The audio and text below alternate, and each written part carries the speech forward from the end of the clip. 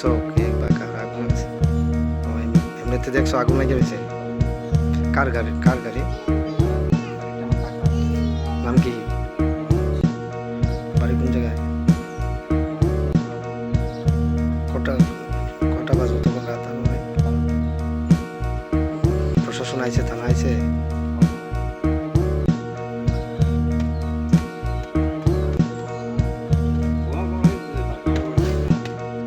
আমার যারা রাত্রেবেলা ফোন করছে, ফোন করে বলতেছে আমরা গাড়ি শেষ ফুটালে একবারে।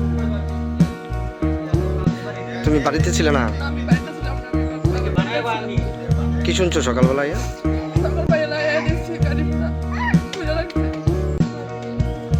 কয়েকদিন আগে বাড়ির রাস্তা লইয়া মিটিং হয়েছিল, তারা বাপের বাড়ি থেকে মানুষ আসছিল, আমরা হুমকি দিচ্ছে আমরা মার্ডার করে লাইব, গাড়ি ফিরে লাইব, এইভাবে হুমকি দিচ্ছে।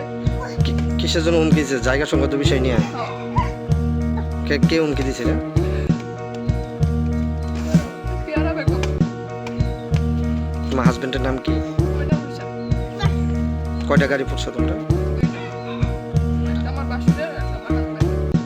এটা কোন জায়গা? 12:30 রাত্রে গাড়ি আগুন লাগবে। আমার নাতি উপর বাড়ির কাছে, তারা সামনে ঠিকই ডাক্তার বসতেছে যে গাড়ি আগুন লাগাইছে, আমরা তো বলে চিন্তা ভাবনা করে রাখিয়েছি জায়গা দিয়ে গাড়ির মধ্যে আগুন, তারপরে জল টলাই না, তারপরে সবাই মিলে তারপরে নিভাইয়া তারপর ফায়ার সার্ভিসের ফোন করছি, থানারও ফোন করছি, থানা আইসে ফায়ার সার্ভিস আছে। এটা আনুমানিক তখন রাত কটা বাজবো? 12:30। আপনার গাড়ি কি আপনার বাড়িতে থাকে না? না, গাড়ি এনে তাই আমরা 5-7 বছর ধরে। আপনার কয়টা গাড়িতে আগুন লাগাইছে? 2টা গাড়ি, আরেকটা গাড়ি কোথায় ছিল? একখানেই আছে, দুটা আপনার কি বাড়িতে গাড়ি আনার কোনো ব্যবস্থা নেই? না।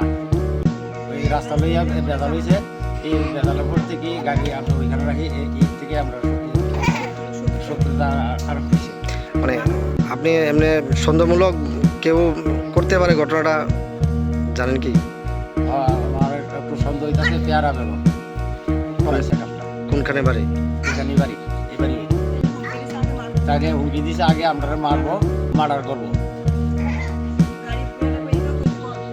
গাড়ি উপরে লাগবে, সব ধরনের কথা বলছে। আচ্ছা, এটা কোন জায়গা? এটা পুরাতন রাজনগর। আপনার নাম? আমার নাম বাচ্চু মিয়া। এখন আপনি কি চাইতেছেন? আমি চাইতেছি এটা সুষ্ঠু বিচার চাই।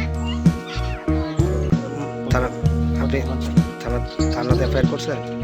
আজকে গেছে